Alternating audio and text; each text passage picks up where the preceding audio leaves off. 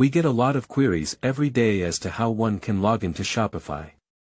We understand creating an account on Shopify these days is very easy, but then while working on the store it starts getting complicated and there is a time when we forget how we can log back into our Shopify store.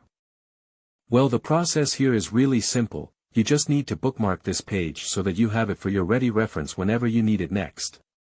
Please go to https://www.shopify.com/login. It will then ask for your email and will give you a prompt to complete the CAPTCHA. Please do so. On the next screen, it will ask you to add in your password. Once done, please hit login. And that's about it. You will be in.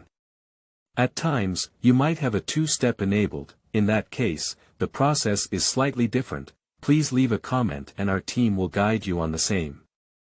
If you have any other questions or need any other help for Shopify, please do not hesitate to write it in the comment section and our team will get back to you via the comment section.